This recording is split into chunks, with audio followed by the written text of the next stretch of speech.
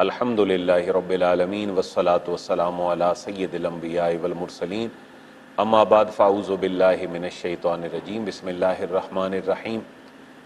مولایا صلی وسلم دائما ابدا علی حبیبک خیر الخلق کلہم محمد سید الکونین والثقلین والفریقین من عرب ومن عجم۔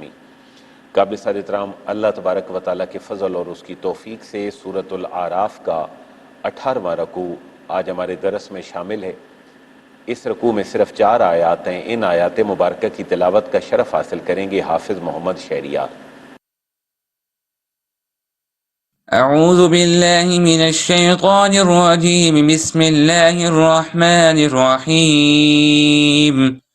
واتخذ قوم موسى من بعده من حليهم عجلا جسدا له خوار ألم يروا أنه لا يكلمهم ولا يهديهم سبيلا اتخذوه وكانوا ظالمين ولما سقط في أيديهم ورأوا أنهم قد ضلوا قالوا لئن لم يرحمنا ربنا ويغفر لنا لنكونن من الخاسرين ولما رجع موسى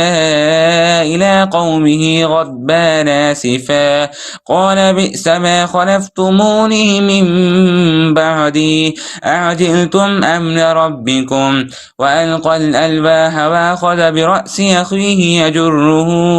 إليه قال ابن أم إن القوم استضعفوني وكادوا يقتلونني فلا تشمت بي الأعداء ولا تجعلني مع القوم الظالمين قال رب اغفر لي وليقي وأدخلنا في رحمتك وأنت أرحم الراحمين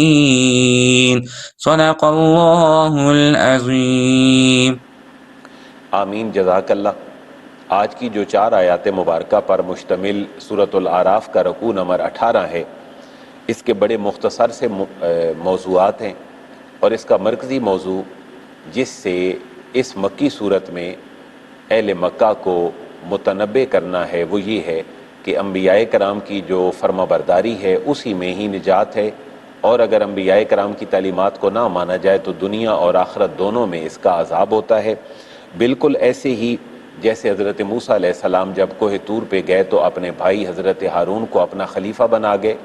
اور قوم نے حضرت ہارون کی بات نہ مانی اور حضرت موسیٰ علیہ السلام کی گئی نصیحت کو بھی قابل توجہ نہ سمجھا اور اس کے اوپر عمل نہ کیا۔ اور جو سامری تھا وہ چونکہ وزیر خزانہ تھا بنی اسرائیل کا، حضرت موسیٰ علیہ السلام اور جناب ہارون کے ساتھ اس کی رشتہ داری بھی تھی، لیکن دائرہ اسلام سے خارج تھا۔ اس کے پاس ان کے سارے زیورات جمع ہوتے تھے، اور ان زیورات کو اس نے پگھلایا، اور اللہ تعالیٰ نے اس قوم کو آزمائش میں ڈالا، اور انہوں نے ایک ایسا بچڑا بنا دیا کہ جس بچڑے میں جب ہوا گزرتی تو اس سے ایک آواز نکلتی، اور اس کو یہ معبود بنا بیٹھے۔ اب جب اس کو انہوں نے معبود بنایا تو عقل کو استعمال نہ کیا۔ حضرت موسیٰ علیہ السلام جب کوہ طور سے واپس آئے تو حضرت ہارون کے ساتھ بھی ان کا مکالمہ ہوا جس کا آج کی آیات مبارکہ میں ذکر ہوگا،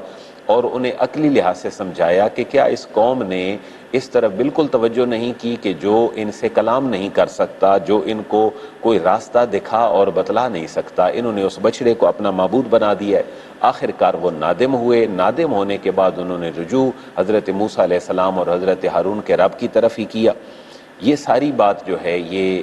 اس مکی صورت میں اہل مکہ کے سامنے اس لیے رکھی گئی ہے کہ تم بھی اس طرح کی دنیا اور آخرت کی ندامت سے بچنے کے لیے نبی مہربان کی نبوت اور ان کی تعلیمات کو مان لو۔ تو اس سے ملتی جلتی چند جو اور مزید تعلیمات ہیں وہ اس کے اندر ہیں، انشاءاللہ ترجمے میں وہ ساری باتیں واضح ہو جائیں گی۔ اعوذ باللہ من الشیطان الرجیم بسم اللہ الرحمن الرحیم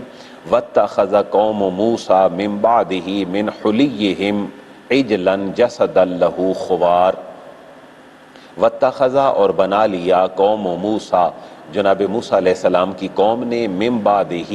حضرت موسیٰ علیہ السلام کے بعد، یعنی ان کے کوہ طور پر جانے کے بعد، من حلیہم اپنے زیوروں سے، اجلا ایک بچڑا، جسدا جو ایک جسم تھا، لہو خوار جس کی گائے کی سی آواز تھی۔ روایات میں آتا ہے کہ اس کو جب انہوں نے بنایا تو بچڑے کی سی شکل بن گئی، اور اس کو جب ہوا ٹکراتی تھی تو اس کے اندر سے ایک خود ساختہ آواز نکلتی تھی، اور اس سے وہ اتنے متاثر ہوئے کیونکہ یہ مصر کے اندر فرعون کی اور مصریوں اور قبطیوں کی غلامی میں نسل در نسل اس طرح غلامی ان کے اندر رچ بس چکی تھی کہ سوچنے سمجھنے کی صلاحیت ہی ختم ہو چکی تھی، اسی کو ہی یہ معبود بنا بیٹھے۔ حضرت موسیٰ علیہ السلام نے واپسی پر جس چیز کو بطور دلیل ان کے سامنے ذکر کیا، اسی کو پہلے قرآنی آیت میں یہ بیان کیا جا رہا ہے کہ اللہ نے فرمایا کہ انہوں نے بالکل بھی غور نہیں کیا اس بچڑے کو معبود بناتے ہوئے کہ جو ان سے کلام نہیں کر سکتا اور ان کو دکھا اور کچھ راستے پہ چلا نہیں سکتا، اس کو انہوں نے خدا بنا لیا ہے اور انہوں نے بہت بڑا ظلم کیا ہے۔ بالکل یہی بات اہل مکہ کو بتلائی جا رہی ہے کہ جن بتوں کو تم اپنا خدا سمجھتے ہو یا خدا تک پہنچنے کا ایک ذریعہ سمجھتے ہو، وہ نہ تو تمہارے ساتھ کلام کر سکتے ہیں، نہ تمہیں کو راستہ دکھا سکتے ہیں، اور یہ جو تم کر رہے ہو یہ بہت بڑا شرک ہے اور یہ ظلم ہے۔ اس ظلم کی ایک داستان حضرت موسیٰ علیہ السلام کی قوم کی وہ اہل مکہ کے سامنے رکھی جا رہی ہے۔ الم یرو، ارشاد ہوتا ہے الم یرو، کیا نہیں دیکھا انہوں نے، انہو کہ بے شک وہ لا یکلمہم نہ وہ بات کر سکتا ہے ان سے، ولا یہدیہم اور نہ ہی دکھا سکتا ہے انہیں، سبیلا کوئی راستہ، یعنی وہ جو بچڑا ہے جس کو انہوں نے معبود بنا لیا ہے۔ کیونکہ خالق وہ ہوتا ہے کہ جو اپنے بندوں کی صدا کو بھی سن سکے، ان کی دعا کو قبول بھی کر سکے اور انہیں ہدایت کی تعلیم بھی دے سکے، جو قرآن کی شکل میں نبی پاک علیہ الصلوۃ والسلام اور آپ کی امت کے سامنے موجود تھی۔ اتخذوہ پس انہوں نے بنا لیا ہے اسے، یعنی معبود بنا لیا ہے، وکانو ظالمین اور یہ جو ان کا عمل تھا یہ بہت ظلم پر مبنی تھا اور وہ ظلم کرنے والے تھے۔ لیکن جب انہیں اس بات کا احساس ہو گیا کہ ہم نے معبود بنا کر غلط کیا ہے تو انہیں اس بات پہ ندامت ہوئی کہ ہم گمراہی میں مبتلا ہو چکے ہیں، تو پھر اللہ کی طرف لوٹے اور کہا کہ اے موسیٰ اگر ہمارے رب نے ہمارے اوپر رحم نہ کیا اور ہمیں نہ بخشا تو ہم تو خسارہ پانے والوں میں سے ہو جائیں گے۔ تو یہ جو ان کو اپنے گناہ کے بعد ندامت کا احساس ہوا ہے، یہ اہل مکہ کو بتلایا جا رہا ہے کہ کل ندامت سے بچنے کے لیے تم آج ہی میرے حبیب کریم خاتم النبیین کی دعوت پر لبیک کہہ دو۔ وَلَمَّا سُكِتَ فِي أَيْدِيهِمْ، واو کا معنی اور لما جب، سوکتا اس کے لٹرل میننگ ہے سکوت یعنی گرنا، فی ایدیہم فی کا معنی میں ہے، ایدی جمع ہے یدن کی، ہم اپنے، یعنی اس کو محاورتاً یہاں لیا گیا ہے جملے کو کہ جب وہ اپنے ہاتھوں میں گر پڑے، یعنی جب وہ نادم ہوئے۔ اور یہ عرب اس وقت جملہ بولتے تھے اور بولتے ہیں جب وہ انتہائی ندامت محسوس کریں اپنے کسی معاملے کے اوپر۔ جب وہ نادم ہوئے، ورعوا اور انہوں نے دیکھا، انہم قد ضلوا کہ وہ تو واقعی گمراہ ہو گئے ہیں اور انہوں نے بچڑے کو جو خدا بنایا ہے یہ بہت بڑی گمراہی ہے۔ قالوا تو وہ کہنے لگے، لئن لم یرحمنا اگر نہ رحم فرمایا ہمارے اوپر، ربنا ہمارے رب نے، ویغفر لنا اور نہ بخشا ہمیں، لنکونن من الخاسرین تو یقیناً ہم نقصان اٹھانے والوں میں سے ہو جائیں گے۔ ولما رجع موسیٰ الی قومہ غضبان، اب حضرت موسیٰ علیہ السلام جب واپس آئے اور قوم کو بچڑے کی عبادت میں گمراہ دیکھا تو اس حال کو بیان کیا جا رہا ہے۔ واو کا معنی اور لما جب رجع واپس آئے موسیٰ جناب موسیٰ الی قومہ اپنی قوم کی طرف، غضبان ان کا جو عالم تھا وہ انتہائی غصے والا تھا، غیظ و غضب کی حالت میں واپس لوٹے، اور آصفہ اور غم کی حالت میں بھی تھے، غصہ بھی تھا اور غم بھی تھا۔ کالا آپ فرمانے لگے حضرت موسیٰ علیہ السلام، بے سما خلفتمونی من بعدی، بے سما کتنا ہی برا ہے، خلفتمونی جو کام تم نے میرے پیچھے کیا ہے، من بعدی یعنی میرے بعد جو تم نے کام کیا ہے وہ کتنا غلط ہے۔ اور حضرت موسیٰ علیہ السلام نے اپنے بھائی ہارون کے اوپر بھی غصے کا اظہار کیا اور اپنی قوم کے اوپر بھی غصے کا اظہار کیا، اور آپ فرمانے لگے اعجلتم امر ربکم، اعجلتم کیا تم نے جلد بازی کی ہے، امر ربکم اپنے رب کے حکم پر، یعنی میں جو کوہ طور پر گیا تھا تمہارے لیے ضابطۂ حیات لینے کے لیے، تم نے اس کا انتظار کیوں نہیں کیا؟ میں تمہیں مصر میں مصریوں کی غلامی سے نکال کر لایا ہوں، اب اللہ نے ہمیں جب سکون دیا ہے تو میں ایک نظام حیات اللہ سے لینے کے لیے تمہارے لیے گیا تھا، لیکن تم نے بہت جلد بازی کی اور اللہ کے حکم کا انتظار نہیں کیا۔ حضرت موسیٰ علیہ السلام کو طور پر جب گئے تھے تو آپ کو اللہ نے چند تختیاں دیں، آپ نے جب قوم کی گمراہی دیکھی اور حضرت ہارون علیہ السلام کے اوپر بھی آپ نے غصہ کیا کہ تم نے میری جانشینی کا حق ادا نہیں کیا، تو آپ نے غصے سے جو تختیاں ہیں وہ ایک طرف رکھ دیں، اس غصے کا اظہار ہو رہا ہے، اور آپ نے حضرت ہارون علیہ السلام کو بالوں سے پکڑ کر کھینچا۔ یہ وہ نبوی جلال تھا کہ جو حضرت موسیٰ علیہ السلام کے اندر تھا، اور حضرت ہارون اور جو آپ کی قوم تھی وہ آپ کے سامنے مواخذے کے لیے اور آپ کے سامنے جو اس کا احتساب تھا وہ ہو رہا تھا اور کھڑی تھی۔ وَأَلْقَى الْأَلْوَاحَ، واو کا معنی اور القا یلقی، القا کا معنی ہے ڈال دینا، پھینک دینا، انہوں نے ڈال دیں الالواح تختیاں، وَأَخَذَ اور پکڑ لیا، بِرَأْسِ أَخِيهِ اپنے بھائی کے سر کو، یعنی سر کے بالوں سے حضرت ہارون کو پکڑ لیا، یجرہ الیہ اور ان کو اپنی طرف کھینچا غصے کی حالت میں، کیونکہ قوم جس شرک میں مبتلا ہوئی تھی وہ شرک اللہ کی بارگاہ میں اتنا قابل مذمت تھا کہ ایک نبی سے ایک دوسرے نبی اپنے بھائی کے ساتھ بات کرنے میں اتنا غصہ تھا، اور وہ صرف اور صرف ایک شرک کی وجہ سے تھا۔ کہلا تو کہنے لگے حضرت ہارون علیہ السلام، ابن امّا، یعنی یہ ایک ماں کے ساتھ جو اظہار شفقت ہے اس کا اظہار کرنے کے لیے، قال ابن امّا، فرمایا اے میری ماں کے بیٹے، ان القوم، یعنی حضرت ہارون نے حضرت موسیٰ کو جواب دیا، اے میری ماں جائے، اے میری ماں کے بیٹے، ان القوم، بے شک یہ جو قوم تھی بنی اسرائیل، جو میری اور آپ کی قوم ہے جس کے اوپر آپ نے مجھے اپنا خلیفہ بنایا تھا، استدعفونی، انہوں نے مجھے کمزور سمجھا، وقادوا یقتلوننی، اور قریب تھا کہ یہ مجھے قتل کر دیتے،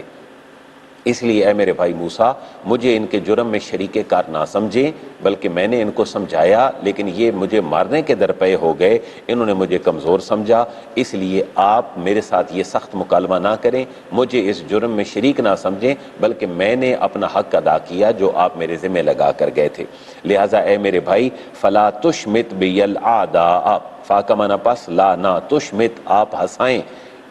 بیا میرے اوپر، الاعداء دشمنوں کو، یعنی جب دو بھائی آپس میں کو سخت بات کرتے ہیں تو یقیناً ایک پہلو یہ ہوتا ہے کہ اب ہمارے اوپر لوگ ہنسیں گے اور دشمن جو ہیں وہ خوش ہوں گے، تو اتنی ہی محبت کے ساتھ حضرت ہارون حضرت موسیٰ علیہ السلام کو عرض کر رہے ہیں کہ آپ دشمنوں کو ہمارے اوپر نہ ہنسائیں، ولا تجعلنی مع القوم الظالمین، اور ان شرک کرنے والے ظالم لوگوں کے ساتھ اور ظالم قوم کے ساتھ مجھے بھی اس جرم میں شریک نہ سمجھیں۔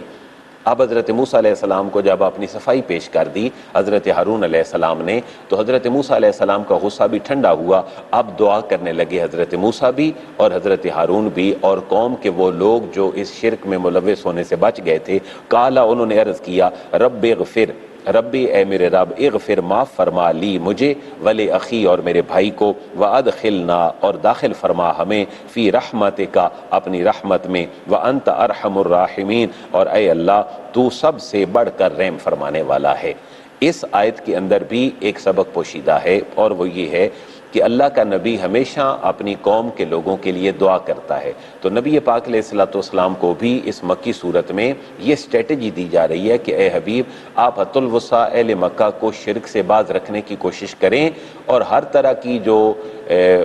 معاملات ہیں ان کو پورا کرنے کی کوشش کریں، تبلیغی فریضہ اپنا پورا کریں، لیکن اگر پھر بھی قوم اس کی طرف نہ آئے اور توحید کے اوپر کاربند نہ ہو تو میرے سے دعا کرتے رہیں کہ اے اللہ مجھے اور میری قوم کو بخش دے اور تو بہتر رحم فرمانے والا ہے۔ لہذا اس صورت کی ہر آیت میں اہل مکہ کے لیے سبق ہے، میرے آپ کے لیے سبق ہے، قیامت تک کے آنے والے لوگوں کے لیے سبق ہے۔ آج کے رکوع تک ہماری 151 آیاتیں مبارکہ کمپلیٹ ہو گئی ہیں، اب اگلا رکوع جو ہے وہ اپنے اختتام پہ جا کے اپنے اس موضوع کی طرف چلا جائے گا جس کے لیے یہ پوری تمہید باندھ کر 20 آیات مبارکہ ذکر کی گئی تھیں۔ اب یہ چونکہ مکی صورت ہے اور نبی پاک علیہ الصلوۃ والسلام کی جو ختم نبوت ہے اور آپ کی جو تعلیمات ہیں ان کو اہل مکہ کے سامنے جو اجاگر کیا جا رہا ہے، اور کچھ تاریخی حقائق نافرمان قوموں کے رکھے جا رہے ہیں، وہ اپنے اختتام کو پہنچے گی، اور جو اگلا رکوع کا اختتامیہ ہے وہاں جا کر موضوع اس طرف چلا جائے گا کہ اے اہل مکہ میرے حبیب کریم کی بات کو سن لو، کیونکہ اس کے بعد تمہارے لیے کوئی اچھی تعلیمات آنے والی نہیں ہیں۔ انشاءاللہ اگلے رکوع میں ہم ان چیزوں کو ڈسکس کریں گے۔ اللہ تعالیٰ سے دعا ہے کہ اللہ تبارک و تعالیٰ ہمیں قرآن کا فہم نصیب فرمائے اور قرآن پر عمل کرنے کی توفیق نصیب فرمائے۔ وما علیہ الا البلاغ۔